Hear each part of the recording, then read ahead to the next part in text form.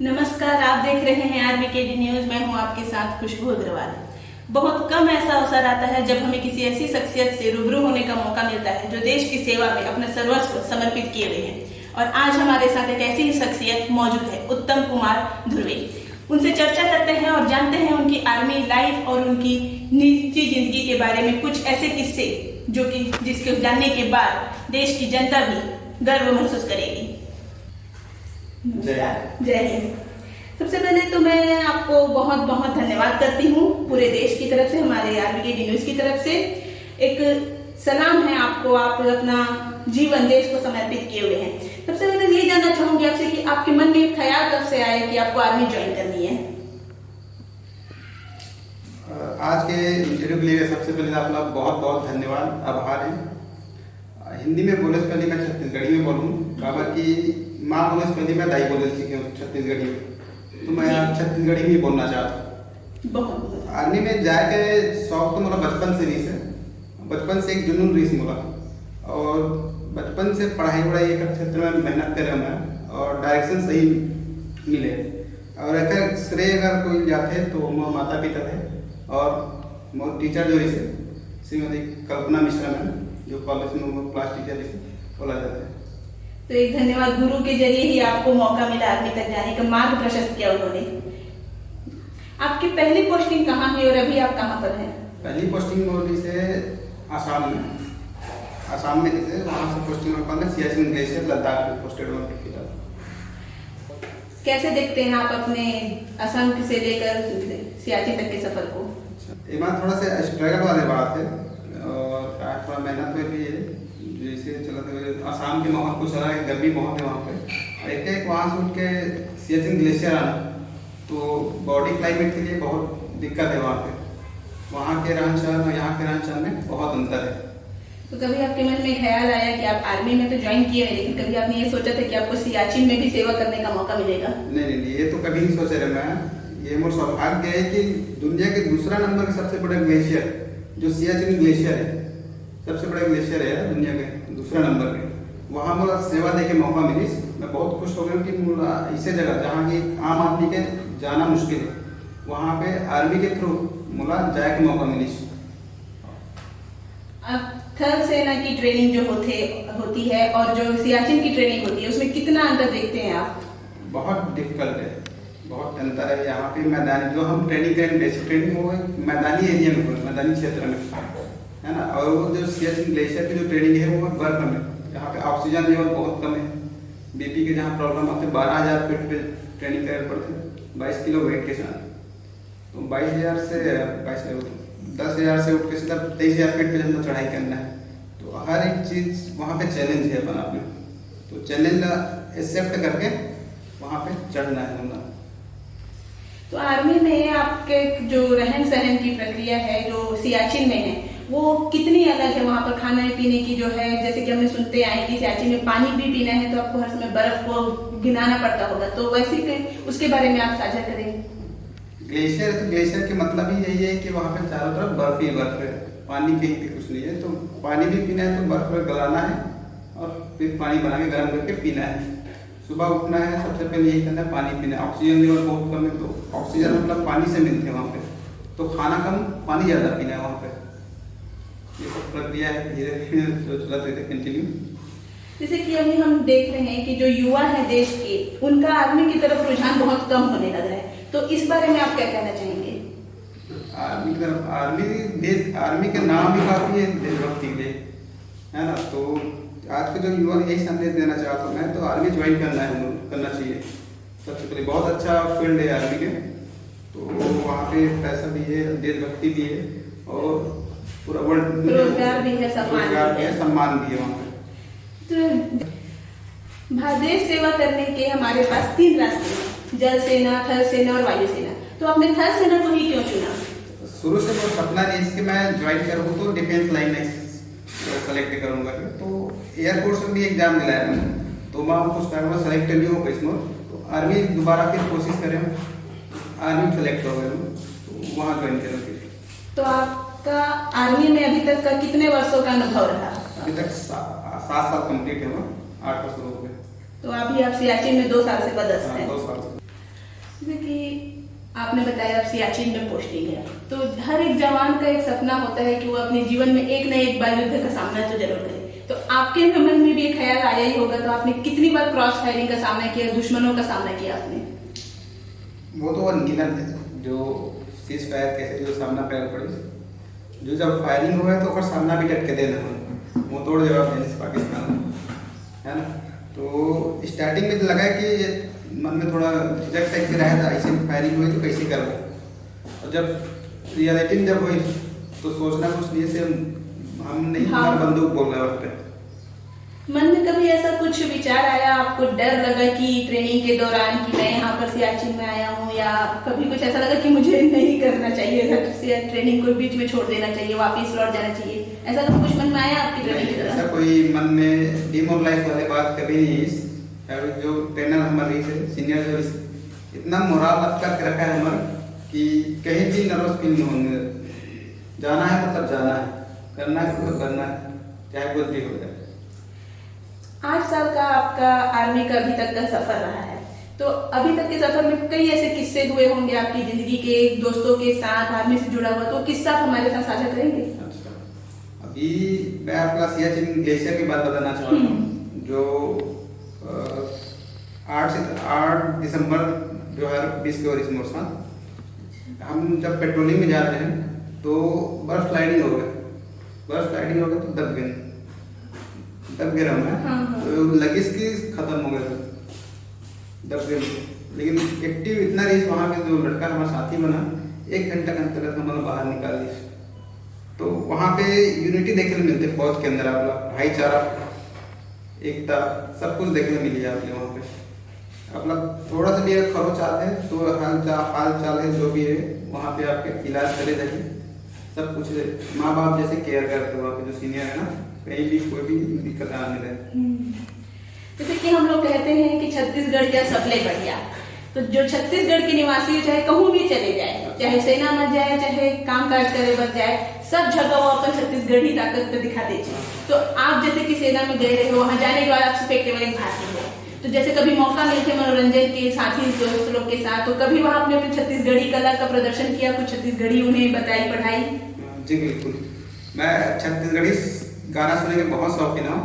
तो जो ममता चंद्राकर जी के जो गाना है तो अपन साथ में मोबाइल पे लेके गए मैं, तो बहुत सुना मैं वहाँ पे, जब भी मन थोड़ा सा व्याकुल हो जाए तो छत्तीसगढ़ी गाना अपन लोक संस्कृति में कभी नहीं भूला, जहाँ भी जाता हूँ गाना छत्तीसगढ़ी के लेके जाता हूँ, मैं सुनता हूँ सबसे बढ़िया। तो अपन छत्तीसगढ़ी भाषा से बोला बहुत मया है, जो व्यक्ति बोलते नहीं एकदम लगाओ। जैसे बाहर वाले मेरे थे जो अगर तेलुगु वाले में देखो आप, हाँ। तो 2 जन तेलुगु वाले मिलते तो आपस में वही लैंग्वेज में बात करें, 2 मराठी रही 2 मराठी मिली तो वही लैंग्वेज में बात करी, 2 बिहारी मिलकर भोजपुरी में बात करी, है ना। तो इस टाइप के छत्तीसगढ़ी में थोड़ा सा भाषा के प्रति उतना नहीं दिखने मिला, लगाव नहीं देखने मिला, तो अपन तो लोग समझ जाते होंगे आपके साथी जो है वहाँ पर आपकी भाषा को कि उनको अलग से हिंदी में समझाना पड़ता है? नहीं समझ जाते थोड़ा बहुत, जो काबर के हिंदी की मिले जुले है थोड़ा सा, हाँ, तो लगभग समझ जाते हो। तो जैसे सियाचिन में हम देखते हैं हर जगह बर्फ ही बर्फ है, सिर्फ बर्फ ही बर्फ नजर आती है, सफेद ही सफेद, तो कभी मन एकदम अजीब सा नहीं लगता होगा आपको कि सफेद ही सफेद, कुछ कलर रंगीन होना चाहिए, तो उस समय आप क्या करते हैं वहाँ पे? वहाँ पे है मनोरंजन के वगैरह साधन है, वहाँ पे चेस वगैरह है और डांस वगैरह भी थोड़ा बहुत करना चाहते हो कर सका हो अगर खाली हो तो, है ना। तो मनोरंजन के लिए और मोरल अप करने के लिए जवान बन के बहुत कुछ है वहाँ पे। तो वहाँ का जो वातावरण है सियाचिन का, उसमें ढलने के लिए आपको कितना वक्त लगा? तो ट्रेनिंग करते करते तो आप कर ही रहे थे, लेकिन बाद में आपको कभी कितना वक्त लगा ट्रेनिंग वहाँ पे ढलने में? ट्रेनिंग आपके वहाँ पे हमारा होते हैं 1 महीना वहाँ पे ट्रेनिंग है और 12 दिन वहाँ पे क्लाइमेट होते हैं, क्लाइमेट करके ही जाना है, चढ़ाई करके 9 दिन लगते चढ़ाई करेंगे। तो कितने मतलब 9 दिन चढ़ने का आपका वहाँ पर रहता है, जमीन से आपको वहाँ तक ऊंचाई तक 9 दिन लगता है? 9 दिन। तो 9 दिन में रास्ते में क्या क्या तकलीफें आती हैं, क्योंकि कितना ऊंचाई में जाना है, तो पानी, खाना, सोना वगैरह की सबकी क्या वहाँ पर सामना करते हैं आप? सबसे पहले जब चढ़ाई करो तो आपके ऑक्सीजन की प्रॉब्लम है, ऑक्सीजन लेवल बहुत कम है वहाँ पे। तो मास्क आपके ऑक्सीजन सिलेंडर हमेशा साथ ऑक्सीजन सिलेंडर हमेशा साथ में रखते हैं। और दूसरा ये है कि वहाँ पे डिहाइड्रेशन की शिकायत है, पानी की कमी, तो पानी एनी टाइम पीते रहना है वहाँ पे। और तीसरा है वहाँ पे दर्द वगैरह, कमर पैन वगैरह ये सब छोटे मोटे आते थे, उतना चलते थे फौजी के लिए नॉर्मल है। जैसे कि अभी तक हमने देखा कि वहाँ पर सियाचिन में तो सिर्फ बर्फ ही बर्फ रहेगी चारों तरफ, तो वहाँ पर आप लोग सफेद कपड़े क्यों पहनते हैं? कभी कोई रंगीन यूनिफॉर्म हमने देखा, जैसे कि आर्मी का जो नॉर्मल यूनिफॉर्म रहता है वो खाकी कलर का रहता है, अलग रंग का रहता है, तो वहाँ पर आप सफेदी क्यों पहनते हैं? तो कैमोफ्लाई की वजह से, कैमोफ्लाई कलर पड़ते हैं वहाँ पे छुपाव हासिल करने के लिए, तो व्हाइट कपड़ा ही पहनते हैं वहाँ पे। जैसे आप बर्फ का सफेद जगह बीच में आप लाल कपड़ा डालो तो वहाँ अलग से नजर आएगा आपका, तो व्हाइट में व्हाइट मिल जाए करके व्हाइट ही कपड़ा पहनते हैं वहाँ पे। दिन का तो हमने जैसे कि देख लिया, रात को वहाँ पर आप लोगों का वातावरण कैसा रहता है? पेट्रोलिंग वगैरह जो होती है वो कैसे करते हैं वहाँ पे रात में? रात में चलते रहते, जैसे दिन में चलते हैं वैसे रात में भी चलते, 24 घंटा अलर्ट रहते हैं वहाँ पे। तो जैसे कि वहाँ पर हम देखते हैं कि आसमान कुछ नीचे नीचे सा लगता है वहाँ पे, हाँ। तो वहाँ पे आपको दिन और रात का पता कैसे चलता होगा, क्योंकि सब एकदम नीचे नीचे में ही है? वहाँ पे अंधेरा लगभग 8 बजे होता है, 8 बजे अंधेरा होता है। चांद नीचे आते 21 से 23 फीट पे जाओ तो वहाँ पे रिफ्लेक्ट मारते हैं बर्फ के ऊपर, तो रात भी दिन जैसे लगते हैं वहाँ पे, पता ही चल नहीं रहते। जब चांद निकलता तो अंधेरा रहता है वहाँ पे, चांद निकलते तो दिन जैसे लगते हैं, लाइट की इतना जरूरत नहीं है वहाँ पे। तो थल सेना में जब आप देखते हैं वहाँ पर की लाइफ को बहुत अलग है सियाचिन की लाइफ में, तो यहाँ तो आपके पास बातचीत करने के लिए साधन, मनोरंजन के कई बार हम देखते हैं साधन बहुत सारे हो जाते हैं, तो वहाँ पर आपके क्या साधन रहे वहाँ पर तनाव दूर करने के लिए? हाँ, रेडियो से बात हो जाती है कभी कभी, घर में 15 दिन महीना दिन। मतलब सिंपल आप जैसे कि फोन वगैरह से, मोबाइल से बात नहीं कर पाते? फोन नहीं चला वहाँ पर सिग्नल की समस्या रहती है? सिग्नल का टावर है ही नहीं वहाँ पे, रेडियो सेट से बात करना है वहाँ पे, घर में एक बार। हाँ, ठीक ठाक हूँ। तो मैं ये जानना चाहूंगी आपसे कि जब आपने पहली बार परिवार को बताया कि आप आर्मी ज्वाइन करना चाहते हैं, तो परिवार की क्या प्रतिक्रिया रही थी? आप क्या सोचते थे वो आपके आर्मी ज्वाइन को लेकर? शुरू में घर वाले थोड़ा मन में रही शंका से कि आर्मी में रही दुनिया होगी बहुत दूर है, घर में आया थोड़ा तकलीफ हो जाएगी, ऐसे टाइप की माँ बाप के हमारे जो डर रहता है माता पिता, सिंपल से माँ बाप लेके लिए डर बने ही थे, तो इसलिए बरोबर रही से, लेकिन समझाए मतलब ऐसे कुछ नहीं है। कितना वक्त लग गया उनको मनाने के लिए कि आपको आर्मी में जाने दें, अनुमति दें? हाँ, बस मैं तो ट्रेनिंग के समय चले गए हैं, लेकिन जब ट्रेनिंग करके वापस आए तो सब खुश हो गए। तो आपकी ट्रेनिंग कहाँ हुई? ट्रेनिंग में हो है यहाँ जबलपुर, भोपाल में। भोपाल में 2 जगह पर। कितने महीने की ट्रेनिंग रही आपकी पहली ट्रेनिंग में? लगभग 2 साल की। तो आप बेमेतरा जिला थान खमरिया के वासी हैं, तो आप यहाँ के युवाओं को क्या संदेश देना चाहेंगे? अगर मेहनत सही दिशा में, सही लक्ष्य बना के अगर सही दिशा में करे जाए तो सफलता जरूर मिलेगी। डायरेक्शन देने वाला बस होना चाहिए, सही रास्ता दिखाने वाला। किसी भी क्षेत्र में तो एक लक्ष्य तैयार करना है, उसके लिए कठोर परिश्रम करना है, जैसे मैं कर रहा हूँ, है ना। तो जैसे मैं छुट्टी आता हूँ तो मैं यही सोचता हूँ कोई लड़का मन मेरे पास आए तो फिर कोई इंटरेस्टेड हो तो मैं उस दौड़ाऊँ, तैयार करूँ, ट्रेनिंग दूँ, ऐसे टाइप के मैं कुछ सोचता हूँ। यहाँ बहुत मेहनती यहाँ पर लड़का हूँ। यहाँ पर हम कह सकते हैं कि एक सोल्जर जो है, सिपाही जो कभी भी ऑफ नहीं होता, ऑफ ड्यूटी नहीं होता, चाहे वो घर पे रहे चाहे बॉर्डर पे रहे। यही वाला बात है। तो सोचता हूँ कि आसपास के गांव के खमरिया के मैं सीखा हूँ, और कुछ जुनून है कि यहाँ से बहुत संख्या में फौजी निकले। पहले 10 अगर रनिंग करा थे तो मैं 2 सेलेक्ट हो गए, 2 में देख के फिर 4 हुई, 4 से 6 ऐसे बढ़ा बहुत ही। एक दिन वो दिन दूर नहीं रही जब बेमेतरा फौजी जिला कहलाई, और थान खमरिया से इतना ज्यादा फौजी निकले कि थान खमरिया का नाम अव्वल नंबर में फौज के नाम से। लेकिन यहाँ पर जो है हमारा जो आज की जो युवा है वो सोशल मीडिया पर अधिकतर वक्त अपना बिताते हैं, और कई ऐसी चीजें होती हैं जिन बार वो गलत तरीके से भी उसका उपयोग कर लेते हैं। तो सोशल मीडिया का उपयोग हम देश के लिए, देश की सेवा के लिए किस तरीके से कर सकते हैं? ये कोई जरूरी नहीं है कि आप देश की सेवा बॉर्डर पे ही जाके करो। सोशल मीडिया और मोबाइल चलाना कोई गलत बात नहीं है, लेकिन हमारा सही उपयोग करना है। आजकल हर चीज ऑनलाइन हो गए, पढ़ाई से लेकर चाहे कोई भी चीज हो, कहीं कोई बाहर जाने की जरूरत नहीं है, ऑनलाइन सब कुछ सर्च करके पढ़ाई किया जा सकता है। रनिंग हो, कोई भी कंपटीशन एग्जाम हो, यूपीएससी हो, पीएससी हो, चाहे डिफेंस एग्जाम हो, हर चीज मोबाइल में आपके हाथ में, लेकिन सही उपयोग करना है। गलत संगति में नहीं पड़ना है। तो सही दिशा में अगर मेहनत किया जाए, दिशा देने वाले दिशा देने वाले मार्गदर्शन की जरूरत है, तो सफलता जरूर मिलेगी। तो मैं एक छोटा सा प्रश्न यहीं पर आपसे ही मार्गदर्शन दे देना चाहूंगी, जो हमारे युवा अभी इस समय देखेंगे हमें, कि स्टार्टिंग को कैसे करें। जैसे कि मैंने तय कर लिया कि मुझे डिफेंस में जाना है, तो मैं स्टार्टिंग कहाँ से करूँ, कहाँ से उसकी शुरुआत करूँ? सबसे पहले तो दृढ़ संकल्प करना है। दृढ़ संकल्प करना है कि मुझे सुबह उठना है, रनिंग करना है, और ये जरूर सोचना है कि भाई करना है मतलब करना है। कोई भी एग्जाम जैसे आर्मी है, तो आर्मी के लिए फिजिकल फिटनेस बहुत जरूरी है, तो रनिंग करना है। रनिंग करे 1 घंटे की देना है सुबह, है ना। तो ऊपर साथ साथ रिटर्न एग्जाम की भी तैयारी करना है, पढ़ाई करना है। तो निकलते थे अच्छे महीने में, तो कभी और साथ ही साथ जो कोई योजनाएं निकलती है, जो पोस्टिंग के लिए निकलती हैं, उस भर्तियां विज्ञापन, उन पर भी ध्यान देना जरूरी है। उन पर भी ध्यान देना है। देखिए, देश की रक्षा सैनिक कर रहा है, तो सैनिक की सुरक्षा, उसके स्वास्थ्य के लिए क्या क्या वहाँ पर लाभ, वहाँ पर सुविधा मिलती है? सेना के द्वारा जो सैनिक है, एक सैनिक का परिवार है, वो जो स्वास्थ्य देखभाल के लिए बहुत से फैसिलिटीज है। जैसे कि आपका कुछ तबियत वगैरह खराब हो गए तो मिलिट्री हॉस्पिटल है, वहाँ पर फ्री इलाज है। आपके डिपेंडेंट जो माता पिता है उनका फ्री इलाज है पूरा, बहुत ऐसे। और एक सर्विसमैन होने के बाद भी आपके स्वास्थ्य सुविधाएं पूरा आपका पहुँचा जाए। तो सेना में जवानों के लिए, मतलब पुरुषों के लिए तो बहुत सारे अवसर है, महिलाओं के लिए वहाँ पर कौन कौन से अवसर है सेना में? अच्छा, आज स्थिति ऐसा है कि लड़की मन भी कम नहीं है, लड़का मन से कंधा मिलाकर चलाते हैं, चाहे हर कोई भी क्षेत्र में, चाहे सेना ही का बनना, है ना।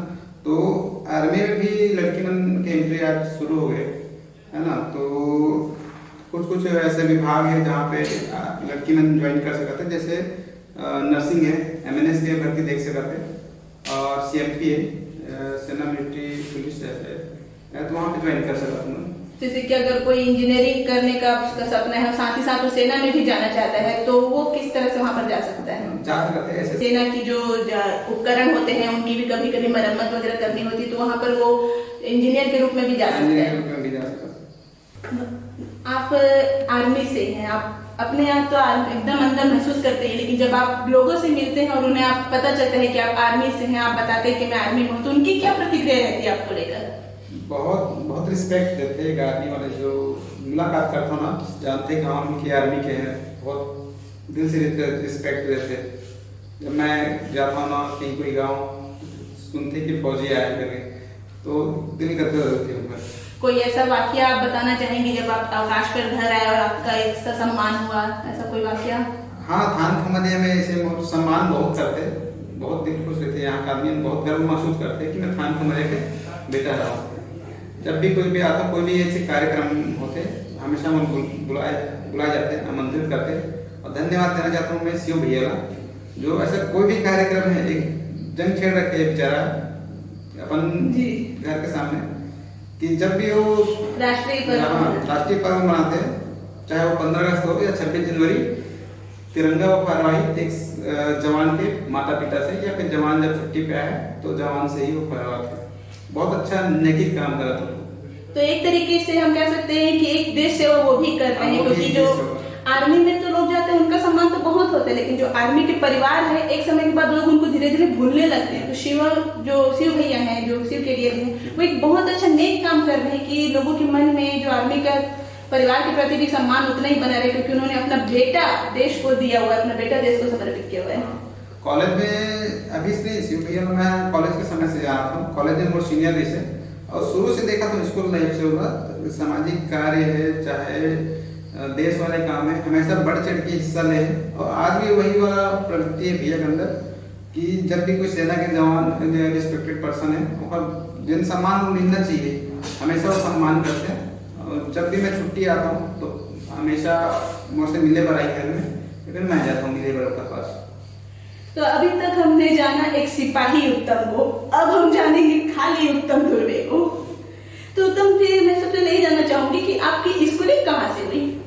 मोर प्रारंभिक जो पढ़ाई से 5वीं तक के मोर गाँव ग्राम गुड़दाम हुए, और 5वीं से आगे की जो पढ़ाई हो रही थी थान खमरिया बॉयज स्कूल में। बहुत बहुत धन्यवाद उत्तम कुमार जी, आपने अपना कीमती वक्त दिया हमें, अपनी आर्मी और निजी जिंदगी के कई किस्से हमारे बता देंगे। बहुत बहुत धन्यवाद। तो इसी तरह जुड़े रहिए आप RBKD न्यूज़ के साथ।